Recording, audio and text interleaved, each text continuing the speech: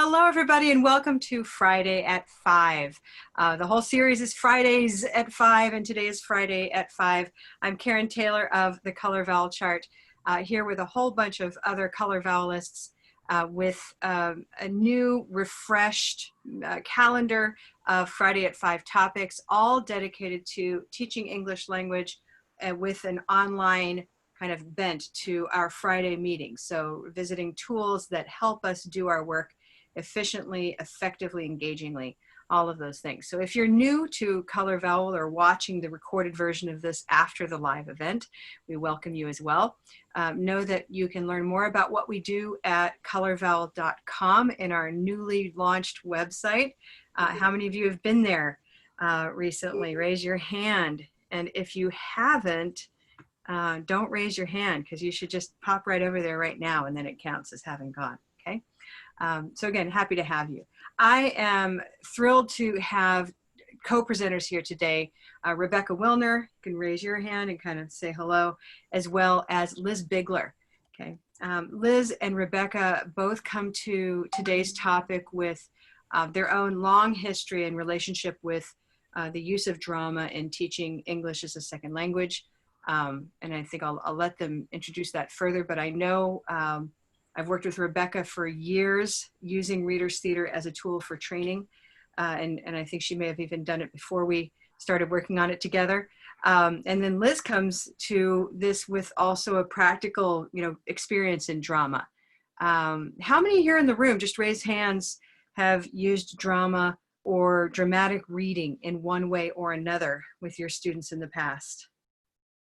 Okay, so we have a few, and this is an opening dialogue, so we'll have content that Rebecca and Liz will be presenting, but we're open always to comments, especially in the chat. So let's take a moment, find that chat, because it'll be a place for a parallel set of conversations and resources and those kinds of things.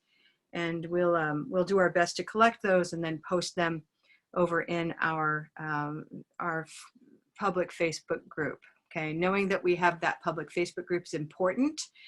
Go to Facebook and look for Color Vowel Chart, and that's a place where you'll see notifications of upcoming events, as well as sort of follow-ups on recorded events that we offer to the public. Okay, great. Well, with no further ado, I'd like to turn it over to Rebecca and Liz to say hello and to share with you some ideas for the day. Hello, everybody. I'm going to share my screen here, hopefully successfully. Hang on. All right, and I've put, excuse me, a link to these in the chat as well, in case you would prefer to follow along that way. So I'm going to, I don't know, Liz, if you want to do more of an introduction or whether we should just jump right in. Let's jump in. Yeah, go ahead. So really quickly before I do that, I want to thank Jennifer Campion for her immense wisdom and guidance as we have put this together. She is a master. Okay. So really quickly, I'm just going to do a definition of Reader's Theater, and then Liz is going to talk about why and a little bit about how, and then we're going to go through how to make it color vowel, and that's how we're going to use our time. So what is Reader's Theater? Well, there are a lot of definitions of this. According to Reading Rocket's definition, which is one that I like to a degree, it says Reader's Theater, I can't, hang on, sorry, I can't see, there's people on my screen. Okay, Reader's Theater is a strategy for developing reading fluency. I'll let you read through this, but I do want to make some adjustments because I like this definition, but I have some issues with it. So why isn't it doing what? Okay, so Reader's Theater is a strategy for developing reading fluency, but not just reading fluency. It's also a strategy for developing speaking fluency. And especially when we're talking about English learners, this can be a really powerful way to bridge the gap between reading and speaking. And so I wanted to insert that into the definition. Additionally, it doesn't only involve children, it's really for people of all ages. In fact, I've really only done this in my own classes with adults, and they have enjoyed it to differing degrees, but yeah, I mean, it's often done with children, but it doesn't have to be only done with children. Another thing I wanted to amend here is they reread their script several times, but the whole way of making it color vowel is that they're engaging with different aspects of English pronunciation as they reread it and as they practice it in each iteration. So maybe they read it once for content to understand what's going on in the script, and then maybe they read it and they think about, where would I pause when I read this aloud? Where would I stress? Where would I reduce? Where would I, what would my intonation be? So that's the whole color vowel approach process that we're going to talk about in sort of the second part of today's session.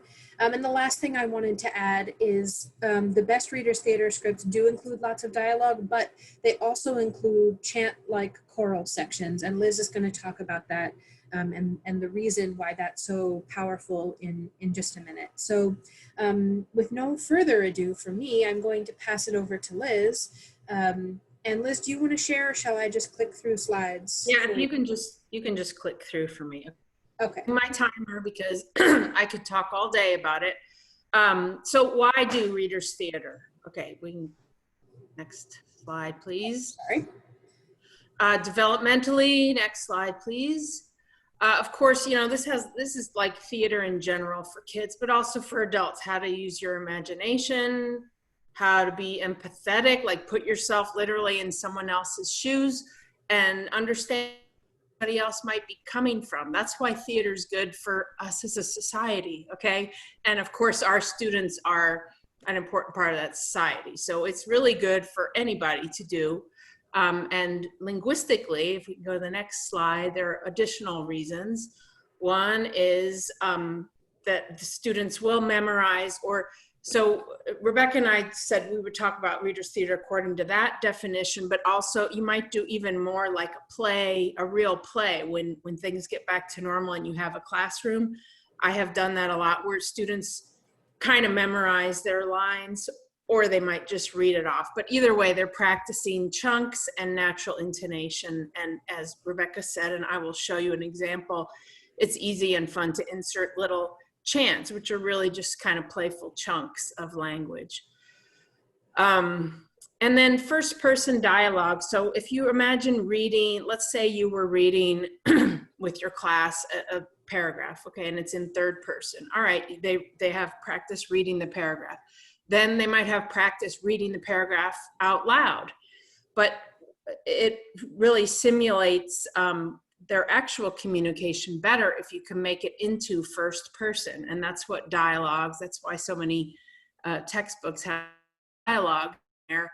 But Readers Theater makes those dialogues a lot more fun than just like, where are you from? I'm from Venezuela. Where are you from? You know what I'm talking about, right? So it's a good segue into real communication, I think. Okay, how to do it. One way is you can find a pre-made script, and I'm going to show you one source of that for ESL people, and then you can adapt it as necessary. Or you adapt a fictional story or a fairy tale that you might think of kids, but I've done that with adults too. And I'll show you a little, well, actually I don't think I'll have time to show you, but I took a little Red Riding Hood script and made it into a script for adults, and it was tons of fun. It was hilarious. Or you can take a real life story, something that has happened at your school or something that has happened in the world. It could be firsthand, something that happened to them, or secondhand, some sort of historical event or something like that. Okay, then you would create a script. If you don't have a pre-made one, you create a script, and it's super simple. I mean, I think it's sort of intimidating, but you just try to take the story and use simple language to tell the story. or you can include and embed things that you want them to work on. And then you practice the script, and then you perform it either as a reading where people are just standing there with scripts, or it could be a puppet show, a shadow puppet show, or as an actual play. You can use movement and blocking, or you can just have them be standing there. You can have costumes or even just hats or not.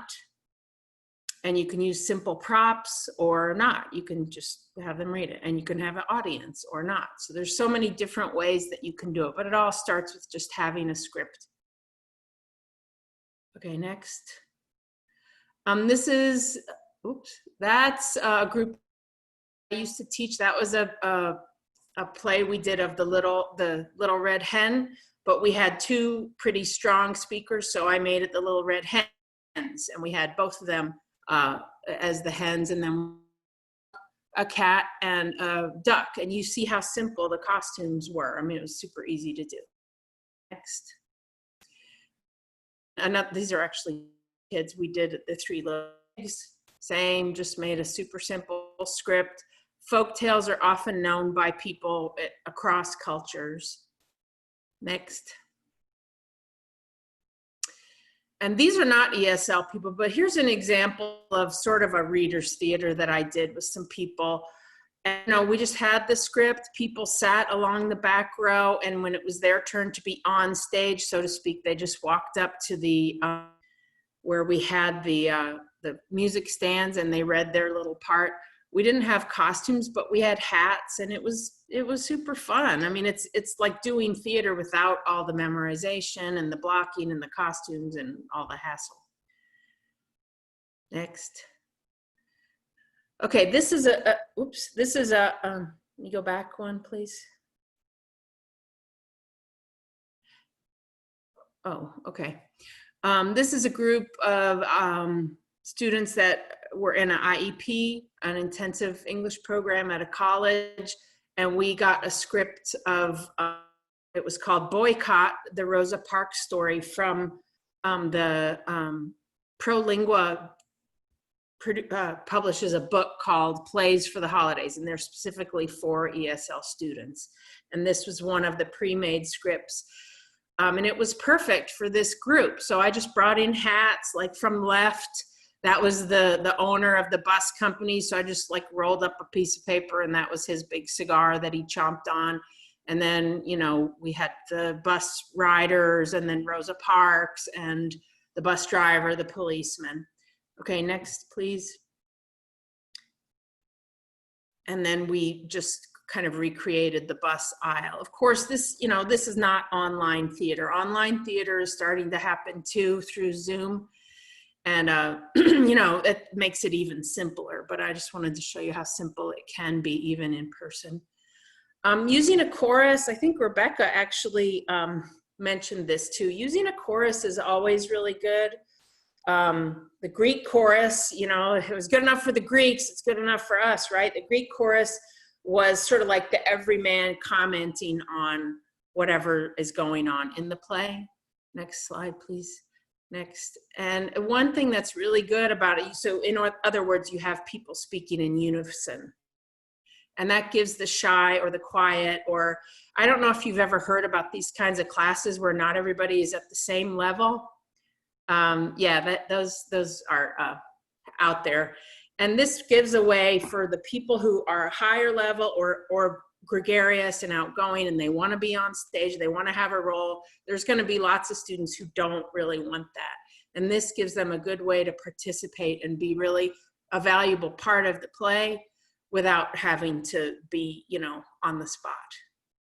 And it's also a good opportunity in this chorus to include chunks and chants.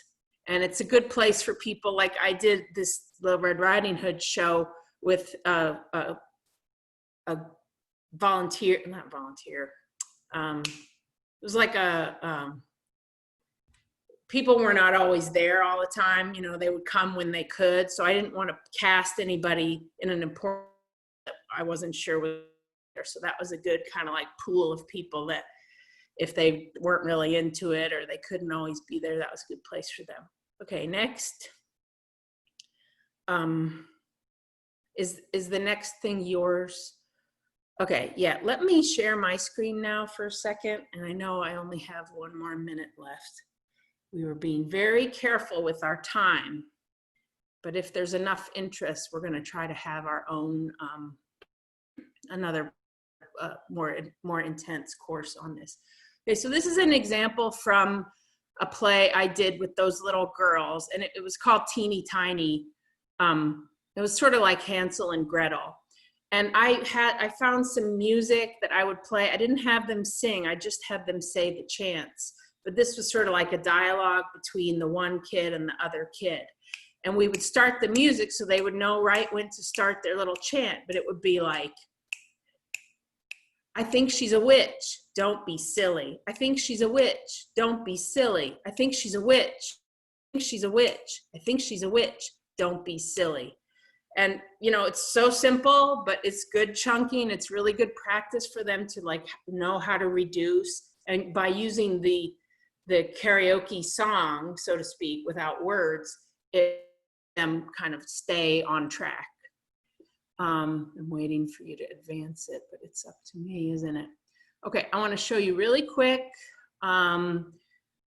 This is a little snippet of the play that we did, the Rosa Parks story. I'm going to share my sound with you. Raise your hand if you cannot hear this, okay? Okay.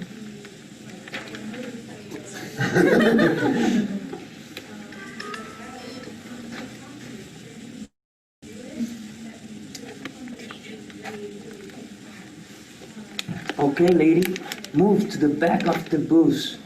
Move to the back of the booth. What's a boost? Bus.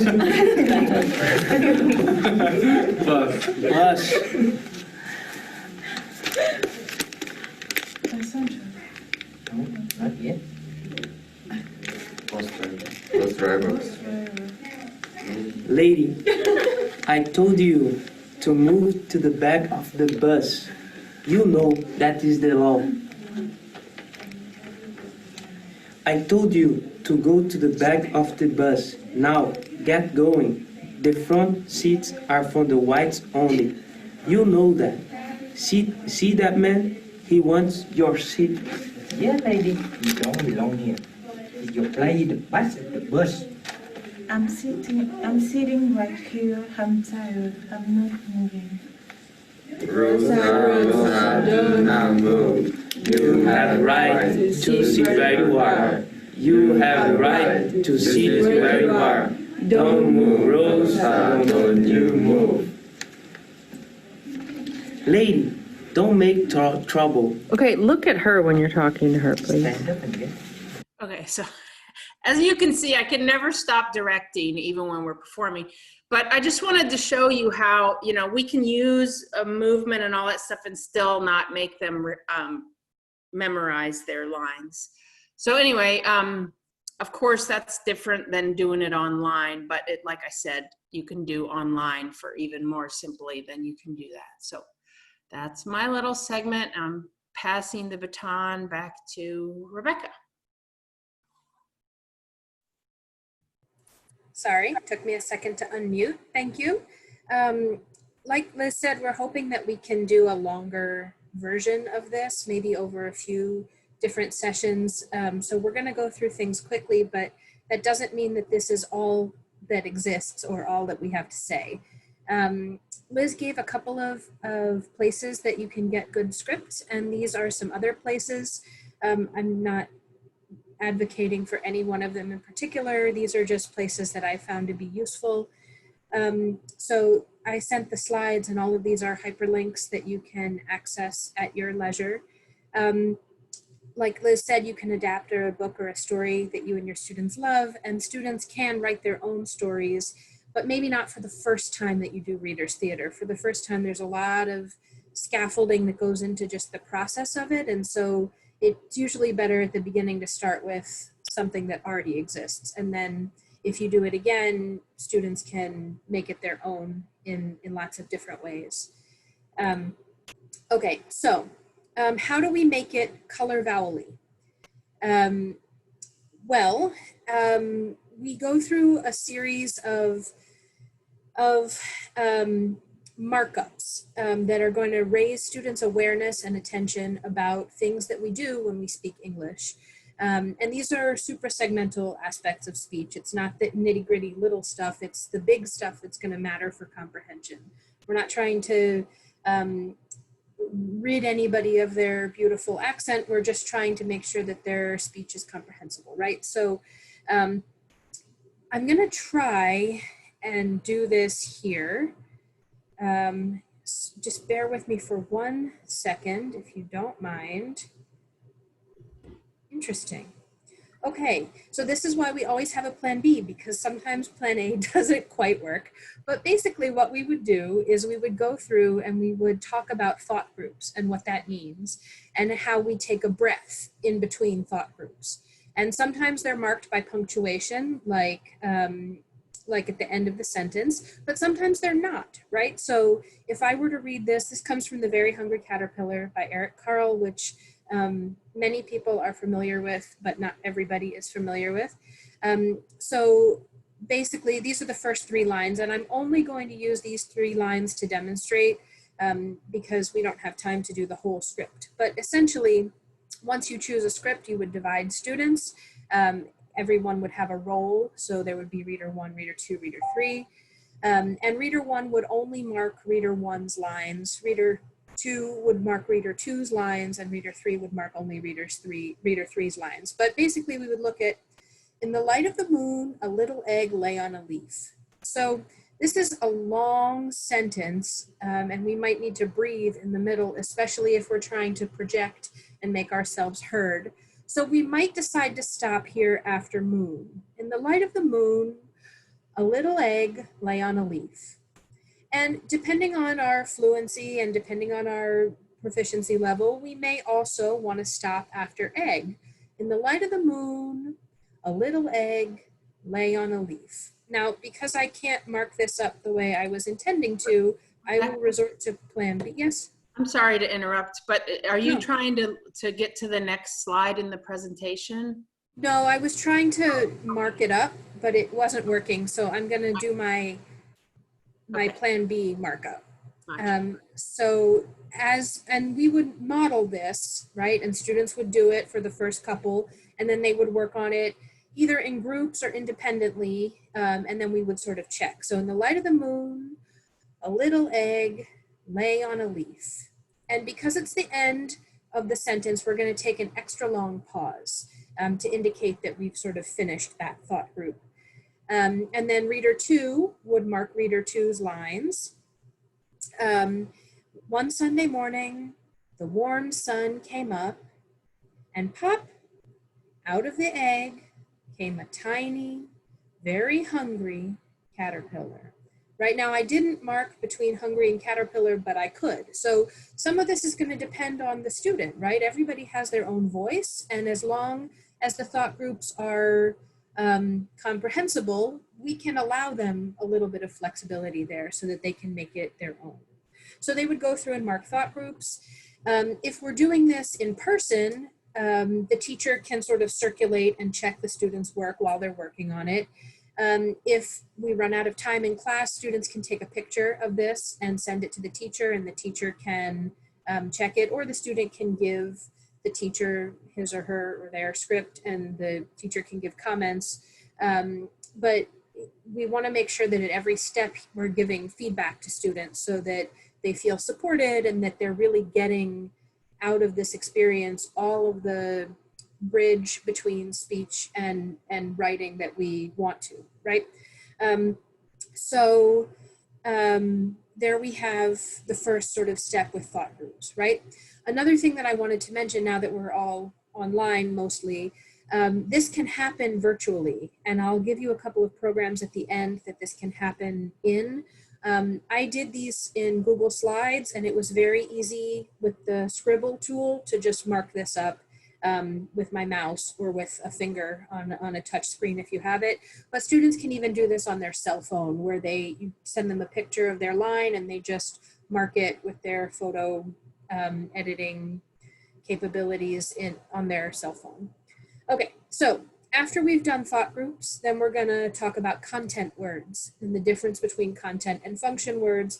And this will plug into whatever else you're doing with your students, right? Because in anything they read or say, they're going to be content words and function words, because that's how English works. So this is sort of part of a lesson on that. And so they can identify the content words. I'm going to have them circle them here, but Jennifer pointed out very astutely that if we indicate all of the content words, it can get a little busy. And so we may want to focus them on just the most important content word, or maybe the two most important content words in any given thought group. But here I'm going to do all of them just to sort of demonstrate for you. In the light, our function words, light of the moon, a little egg lay on a leaf. So I'm just going to go through and indicate the content words. You can see that in slides, I was able to use like the circle tool to do this, but that got to be a little time consuming. So I just went to the scribble tool and circled it with my finger or my pen or a mouse. And it may not be as beautiful, but it's certainly as functional. One Sunday morning, the warm sun came up, and pop out of the egg came a tiny, very hungry caterpillar. And in this area, very hungry and caterpillar are all content words, and they're all important because that's sort of the title of the story. And so we need to make sure that all of those are clear, right? So once we've circled all of the content words, students can take a picture of this and they can send it to you for feedback. And maybe they missed something, or maybe they got something wrong. Maybe you want to talk about why isn't came a content word here? Why is it came up? And what does that mean? Do you want to circle the whole thing because it's a phrasal verb, or what do you want to do with that? So the feedback that you'll have, and also students won't do this correctly the first time, right? There'll be feedback that you have to give them. And this is a nice sort of check-in point for that. So after we do content words, then we'll look at syllable stress. So this is going to be the lengthened or the stressed syllable in each of those content words. And as Jennifer said, this is useful, or she said to me, you weren't there. This is useful context and feedback for students to know, but it can make the script a little bit busy. So there may be a draft that happens and then a second draft that happens with fewer markups when students actually get ready to read. When I have done this with students and it's the first time they've ever thought about pronunciation other than listen and repeat, the more opportunities they have to practice, the better, I think, but it can get a little bit busy. So we'll go through and underline the light of the moon, a little egg lay on a leaf. Well, these are all one syllables, but one Sunday morning, the warm sun came up, and pop out of the egg came a tiny, very hungry caterpillar. Caterpillar, caterpillar, because that word tends to trip people up a little bit. So they'll indicate the syllable stress, and then the next step is to identify the color vowel, right? So we can focus this on just the most important word in each thought group, or if students are practicing and we want them to go through the process of really thinking about what color is are each of these words, we can ask them to identify the color. The protocol, according to the color vowel approach, is to put the color underneath the word. I didn't leave a lot of space because this was a script that I didn't type myself, but you do want to leave plenty of space so that you have room to put the color underneath. This is a little busy at the moment, but so they can write light is white tie light, right?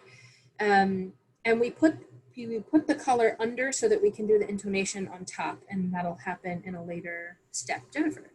Yeah, of course, they're only marking up their own lines. They can work together. So if you're in Zoom, you can put them into breakout groups to to work together. You know, they can help each other figure out the color and the stress, but they only should mark their own, which really does cut down on the busyness of it. Tripling, quadruple spacing, though, is really helpful because they're going to need room above and below to mark up. And again, like Rebecca said, I only have them circling the focus word for each one, but any word that is difficult for them for pronunciation, any content word, we go ahead and mark, underline, and write the color underneath. Thank you. So we'll go through in the light, white, tie, light of the moon, blue, moon, moon. Oops, now I can't click anymore. A little, silver pin, little, egg, red dress, egg. So we'll go through and find all of the colors, right? And we don't have to do this all together. But once they've done the colors, then they can practice with them a little bit, right? They can practice reading now with the pause, with the stress, and with the color. They can use their hand, they can use a rubber band, they can use whatever tools you want them to be able to use post your class as well to practice that part.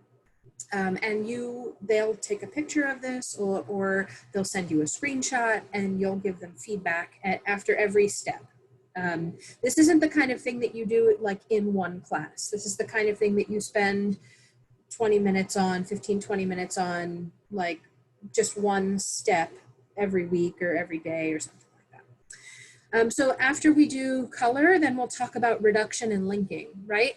So we can mark this with a little slur in the light, and the light, and the light, and the light, and students can practice in the light, and the light, in the light of the moon, right? And we're going to get rid of that F because we don't really say it when we're linking it with something else.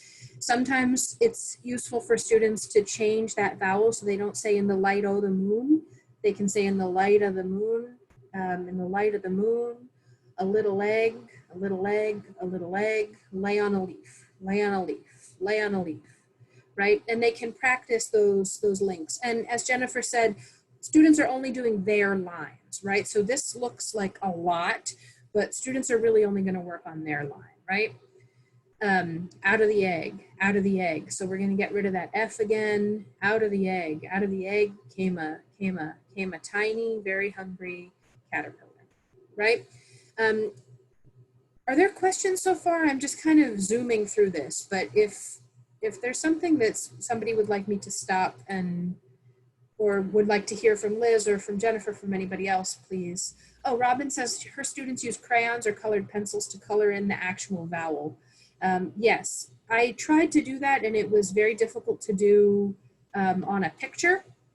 You can do it pretty easily with highlights digitally if you're working with an actual text. So one thing you might consider as you translate this to a virtual environment is to give them the text in Word or some other editable source so that they can use all of the tools that are available to them. If it's a picture, it's a little bit harder to do that kind of thing. But yeah, Robin's point is instead of writing blue here, they highlight this whole thing in blue, if I'm not mistaken. I was just thinking you might want to have them highlight with the highlighters tool their lines, just to make sure they're not marking up somebody, like to make it clear who's who has the lines first. Or maybe they can highlight just reader one. So yeah, that's what I have my students, even in person. The first thing they do is they get into groups, they figure out who's going to read what part, and then they highlight the name. Because I found if they highlight the whole thing, then that's just one more thing on top of all the markups.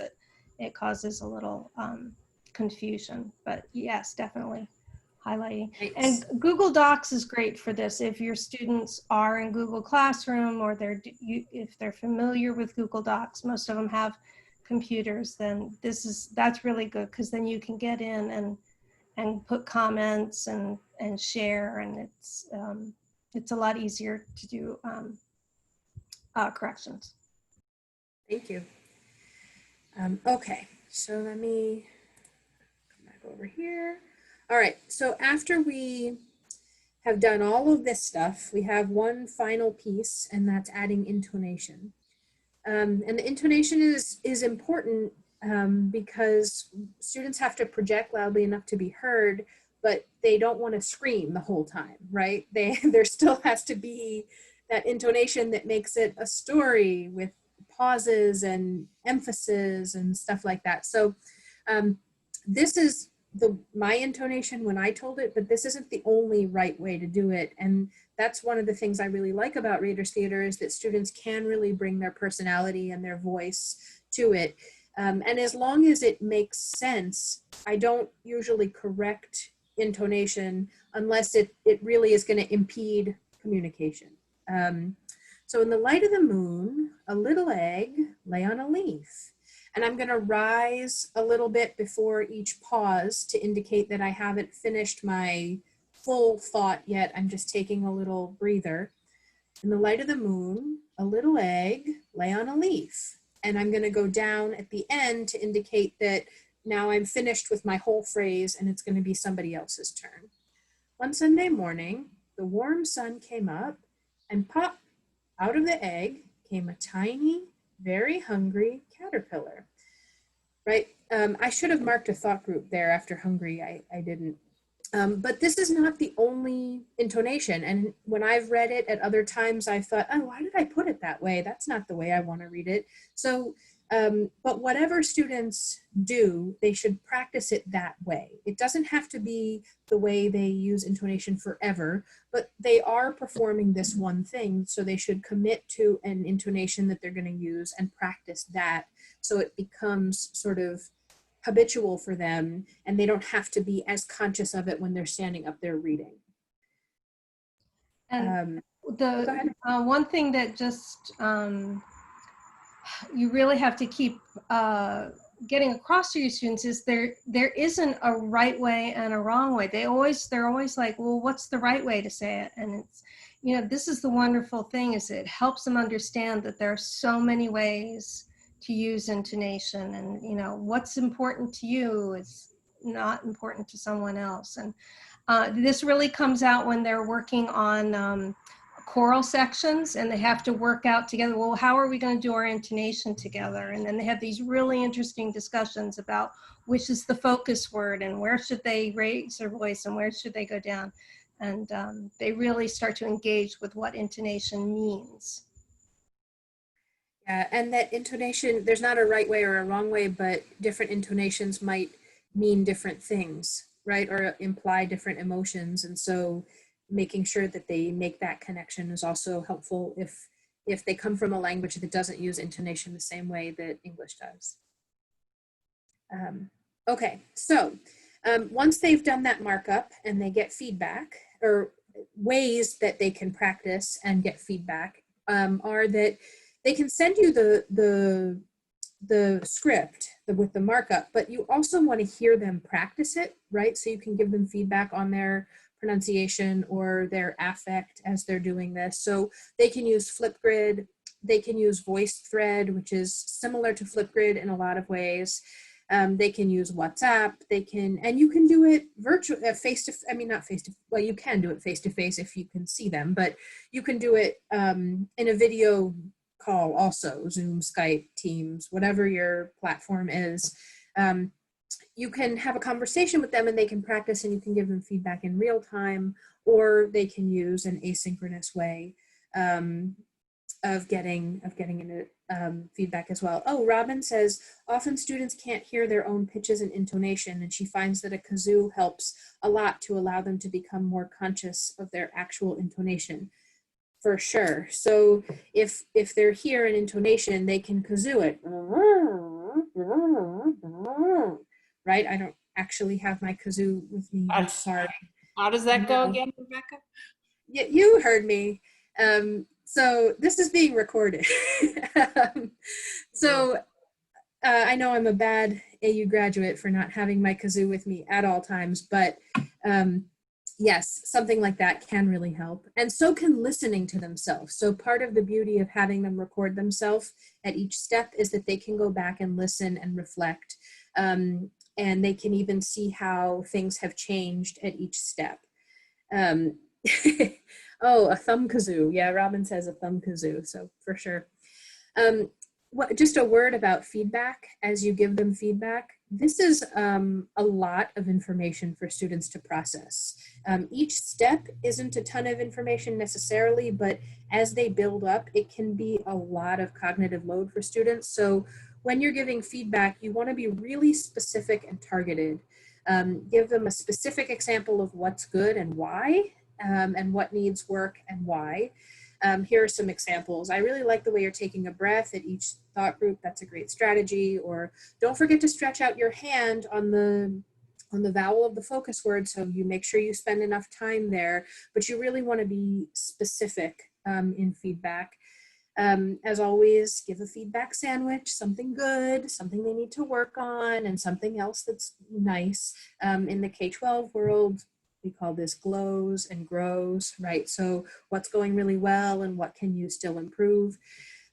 Make sure that you're not giving them too much feedback, that you're really prioritizing the things that are going to be most meaningful or most impactful in their speech. And it's also a good idea, and this kind of goes with FAIR as well, to use a rubric or a checklist to guide your feedback, so you're not getting distracted by that one student who just can't ever quite get it together, and you're not being too, verbose with the student who does everything amazingly. You really want to make sure that you have some objective criteria that you can use to guide the feedback that you're giving. And that also will help with equity among students. Try and give, some students need a little bit more help than others, but really try and keep your feedback equitable as much as you can. Okay, so for performance, obviously if you're doing it in person, you can have a live performance in the classroom or in a theater in a tertiary location. You can invite friends and family, and it's a wonderful, beautiful thing. But because of our situation, it can be hard to get groups together. But you can still do it synchronously via a virtual meeting platform. Let me see. Somebody had said. Doug had said earlier that it can be difficult to do things in time with Zoom because sometimes or with anything, because sometimes there's a little lag or a delay or the internet.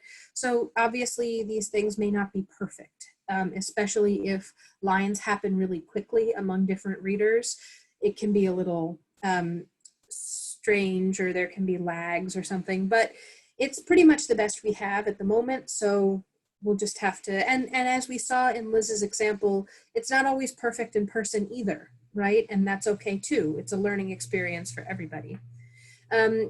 So you can do it in Zoom, Teams, all of these. Yeah. And I would like to just add really quick, yes, we're not going to win any Tony Awards for our performance that you saw, but that's not really the point. Like, the point isn't to do a fantastic show.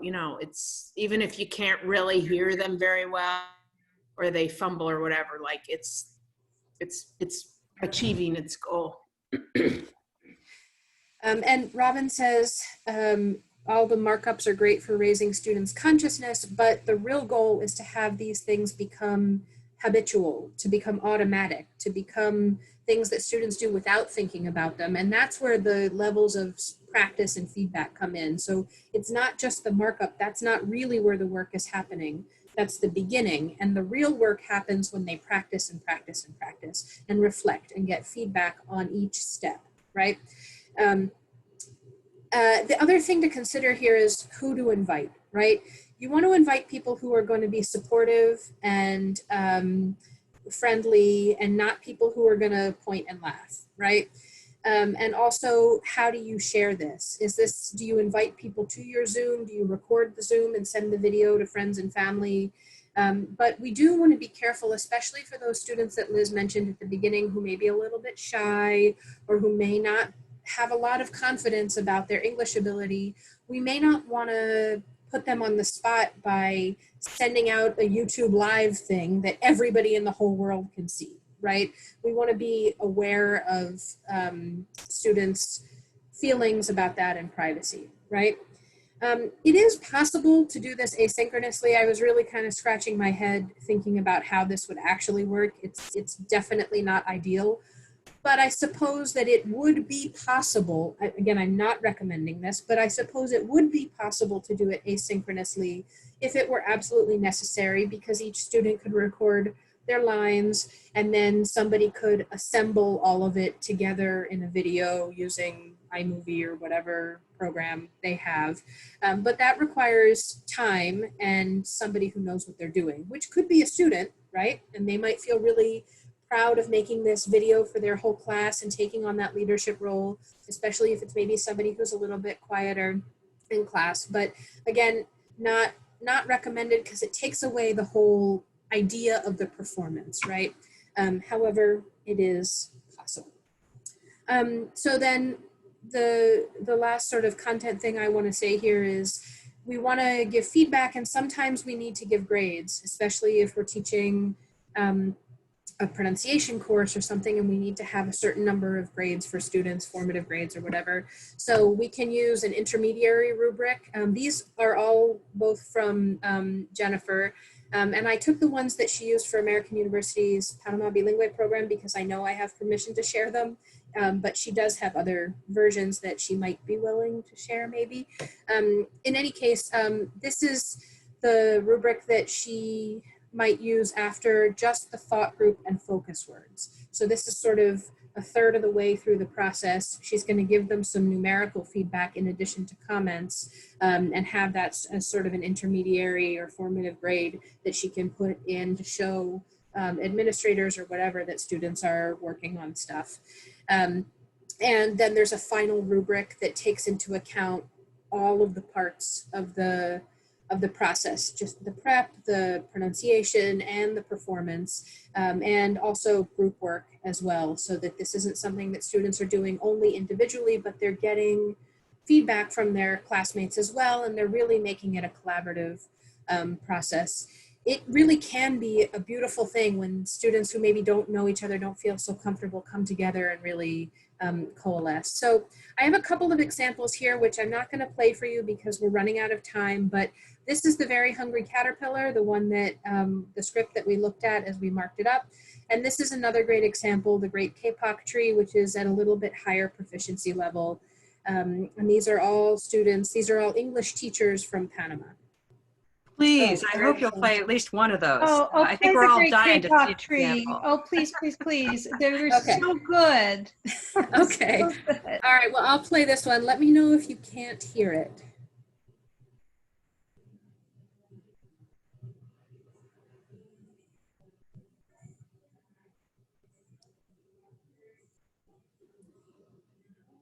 I'm not hearing anything. Nothing? Can't hear anything? No. Oh dear. I was afraid that might happen. Hang on. Do you know how to fix it? If you click share screen, then there's a box. Yep. Got it. Okay. One man was walking into the rainforest. Moments before, the forest had been alive with the sound of squawking birds and howling monkeys. Now, all was quiet as the creatures watched the man and wondered why he had come.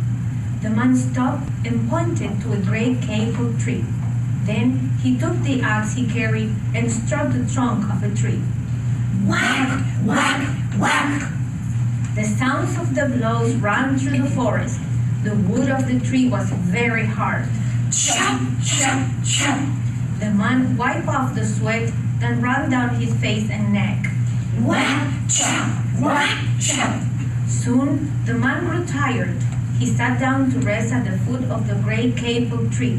Before he knew it, the heat and hum of the forest had lulled him to sleep. A boa constrictor lived in the kapok tree. He slithered down its trunk to where the man was sleeping. He looked at the gash the axe had made in the tree. Then the huge snake slid very close to the man and hissed in his ear. Señor, this trees are trees of miracles.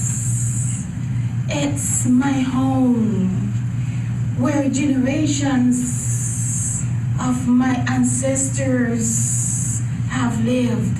Do not chop it down. A butterfly flew near the sleeping man's ear. Senor, our home is in this gable tree, and we fly from tree to tree and flower to flower, collecting honey. Okay, I'm gonna stop it there. Sorry, just because I'm conscious of time. That was fabulous. Yeah. This group was a group that Jennifer taught, and they really knocked it out of the park.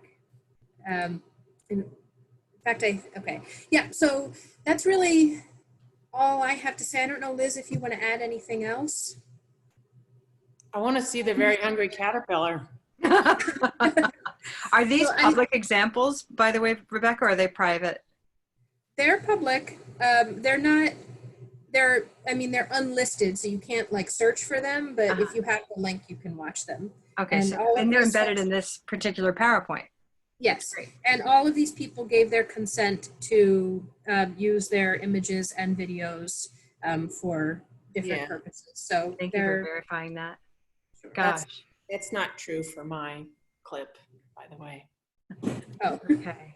And can I just say, for the Great Cape Oak Tree, this was my first time using that script, and the one part where the gal who's in the native costume is, that's a really big part, and I've done it, I think, 3 times since, and each time I've divided it up even more. So a script that started out for like 6 parts is now like 8 or 9 parts. Mm-hmm. And I've divided. So if you're interested in doing that, I have a much better script so that it's much more equitable in the amount of lines everybody gets. Fabulous. Well, gosh, I want to first of all just thank you, and I think everybody feels this. Thank with the hands here. I would, before we are running low on time, but of course we want to open up to questions and comments because there's been so much great material presented just in the last 50 minutes. So let's open that up and let's have a nice conversation. As you start to think about your questions for Rebecca and Liz and Jennifer, I want to just make a couple of quick announcements in case some people have to leave. One is just like a housekeeping thing, which is to say, I want everybody, including the presenters today, everybody, please check your email for an email from us that I just sent out during this presentation, if you're here live, because I'm basically doing housekeeping to make sure that you have confirmed that you want to keep receiving our newsletter each month. And it'll just kind of help us work on our mailing list and keep it really healthy. So look for that in your spam if you don't find it in your inbox, and follow the instructions to confirm. Okay, that's just one thing. And we'll be doing that every time we have any live event like this.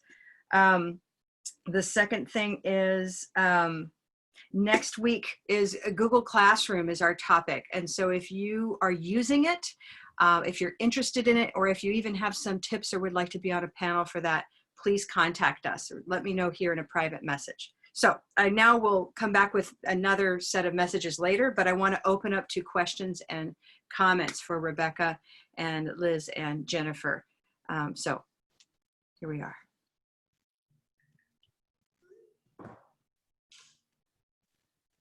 I have a question. Has anybody here worked with, when we think about wanting to get all of this to be automatic? And by the way, could we turn off the slide share? I just want to see everybody in the room for a sec. It occurred to me, because I've used quite a bit of Reader's Theater too, and I know Claire has as well. We've focused so much on getting to the moment of the presentation sometimes, at least I did. But it occurred to me, I'd love to then have a follow-up reading where they get clean scripts with no markups on them. Ooh. And see how that goes, right? I mean, wouldn't that be a kind of what do you call that kind of action research? Just to see how much of this comes. I mean, of course it's memory, but it's kind of looking at the release of the scaffold, isn't it? Well, it's still reading aloud though. It's still reading aloud, which is the control, right? but it's to Yeah. say if taking the marks away that they've worked so hard on, does that stick, right? Well, and you could even try it as taking the scripts away and see, you Yeah. know, you remember how the story, like, what's the essence of what your character said for higher levels? Well, even for lower levels, I guess. Yeah, what I've done with my students, although this is before they actually see the print, because this is a very low level literacy class that doesn't read yet. But we would, I would tell them the story of the Little Red Hen. We did the Little Red Hen. We did, I guess it was Goldilocks, and we did the Gingerbread Man, and then they would act, oh, and the Boy Who Cried Wolf, and they would act out the story, and they would improvise the dialogue, and then I wrote down everything they said, and then we put it up on the lines on the flip chart, and I cut apart the flip chart, and they had to put them in order, and all that stuff. But they didn't get to the actual written script until the end. But that's it. So what they were doing was they still had chunks that they were using over and over again. Run as fast as you can, or no, I won't help you. I'm too busy eating grass, or whatever the line was that they came up with. And the same lines come up over and over again. So, sorry, Robin, so did they improvise the script before they had ever worked with it? They did not read the script. I told them the story, and then I had them all act it out, and they made up their own lines, and then we solidified the lines, and then we wrote it down. So it's basically backwards from what you did, but the effect was similar because they had chunks that they practiced. Yeah, cool. Yeah, I got to see some of that. It was fabulous. That was over at the Washington Literacy Center. I just wanted to share a picture because I was able to dig this up. I don't have permission to share the wonderful videos that I have, but I can share this from behind. As far as performances go and the face-to-face, I mean, this is just a really wonderful memory that I have. These were the students here with their backs to us, and we had people from all over the community college. We just put out a big statement. I think we put up flyers and we sent out emails, and people just came at noon and watched and listened to Readers Theater, and it was just wonderful. So, just kind of as I don't know, I wanted to share it because it felt so good, but we're always aiming to affirm our students' experience, make them part of their community more so than they might already be. I loved that feeling for them, and they certainly enjoyed just all the work that went into it, having a culmination. And I think we can replicate that online, don't you? It takes some little know-how we can pull on each other. I was wondering where Readers Theater came in. I used to do quite a bit of asynchronous, where people would create their own dialogues, and I would look at exactly the thought groups and all that. I would grade it, but they would create their own dialogue, or they did, like in an upper level class, we had like TV commercials and or online dating commercial. I forgot exactly, but it was basically create your own commercial at the end of this chapter. And then they would come up and perform it in the class after they'd created it asynchronously together on this wiki, this platform, this online platform. And I don't know. I never knew what Readers Theater and that connected, but I don't know how well it connects. But I used to do that every week with dialogues.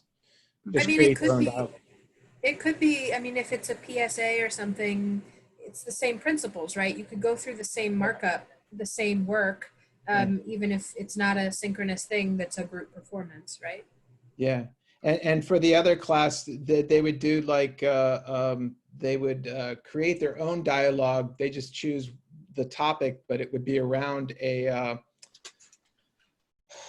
speaking grammar, spoken grammar that was from the book.